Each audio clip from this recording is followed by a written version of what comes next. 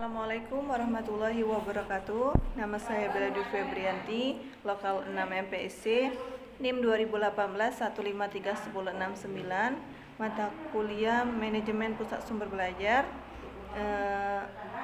Di sini saya akan melanjutkan materi kelompok yang berjudul Personalia dan Layanan Prima Pusat Sumber Belajar. Langsung saja, di sini saya akan menjelaskan. Pertama-tama kita jelaskan apa itu pengertian personalia. Personalia adalah serangkaian kegiatan mengelola sumber daya manusia pada hal-hal yang terkait administrasi yang mengatur hubungan instruksi antara karyawan atau tenaga pendidik pada suatu lembaga.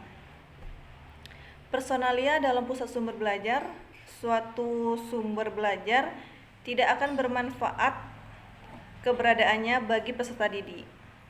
Ketika satu atau keseluruhan dari sumber belajar itu tidak dikelola secara terorganisir dan yang mampu untuk melakukan kegiatan produksi, sampai konsumsi sumber belajar dapat dikelola oleh sumber daya manusia yang kompeten.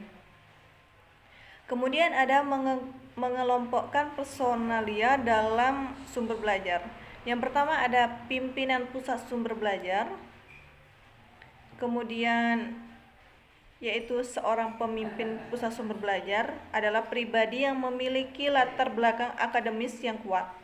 Hal ini dijadikan sebagai syarat mutlak karena seorang pemimpin pusat sumber belajar dituntut untuk mengawasi kelompok mengerjakan sumber belajar. Di bawah ini secara menyeluruh dan bukan sekedar sebagai pemberi instruksi atau mengatur arah, koordinir, namun juga dapat berperan sebagai aktor pemberian solusi. Kemudian yang kedua ada pengembangan instruksional, yaitu pengembangan instruksional suatu proses yang sistematis dan logis untuk mempelajari problem pengajaran agar tepat teruji, validitas dan praktis bila dilaksanakan. Kemudian ada ahli media. Ahli media dalam ranah pusat sumber belajar memiliki kekhususan mandiri, yaitu selain menguasai konsep, prinsip, teknik dalam pembuatan media, seorang ini yang menjadi faktor pembedaan seorang ahli media pusat sumber belajar dan ahli media non pusat sumber belajar. Kemudian ada tenaga pelayanan dan pinjaman, yaitu sistem mengguna media kelompok besar dan kecil, fasilitas program belajar mandiri, pelayanan perpustakaan media, pelayanan pemelihara dan penyampaian, pelayanan pemberian bahan dan peralatan. Kemudian ada tenaga administrasi, yaitu tenaga administrasi staf yang berhubungan dengan cara-cara bagaimana tujuan dan prioritas program dapat tercapai. Tugas daripada tenaga adalah berhubungan dengan semua kegiatan program yang dilaksanakan dan akan melibat semua staf dan pemakaian yang secara sesuai. Tenaga bantu, yaitu staf atau petugas yang bekerja dalam bidang administrasi, pelayanan, dan pembantuan produksi. Statusnya adalah membantu atau tingkatannya lebih rendah dibandingkan dengan teknisi. Kemudian ada jumlah tenaga personalia bergantung dari beberapa hal, yaitu bergantung dari jumlah user, bentuk asosiasi pendidikan apakah berupa akademik atau universitas, bergantung dari operasional program media, kemudian pola organisasi asosiasi pendidikan, kemudian ada tingkat penggunaan pusat sumber belajar.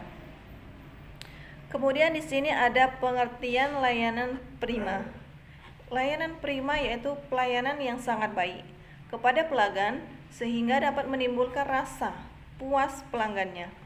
Untuk menunjang pelaksanaan pelayanan prima telah dikembangkan konsep total quality management, yaitu sistem manajemen yang menyangkut semua manajemen dan pegawai untuk memperbaiki serta kualitas organisasi agar kebutuhan, keinginan, harapan pelanggan terpenuhi.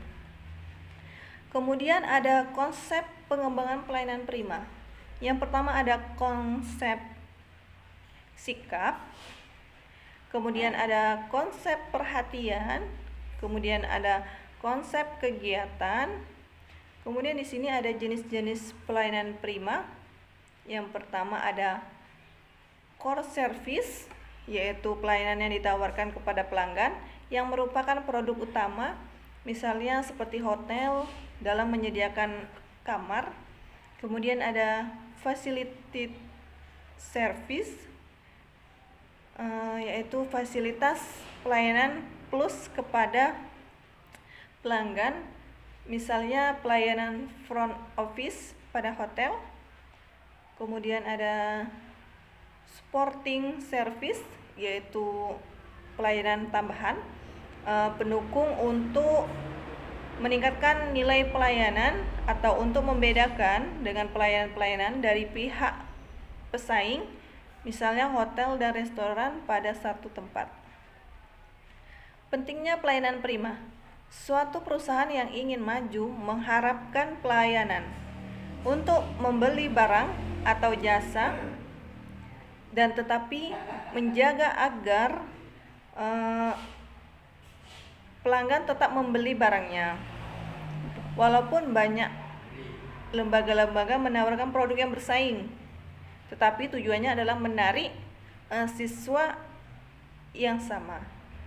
Sebagai besar orang memberi layanan yang terbaik, sebaiknya suatu saat ini mendapatkan layanan yang buruk. Pengalaman ini tidak menyenangkan dan menjadikan kita tidak suka dengan untuk mengingatkan.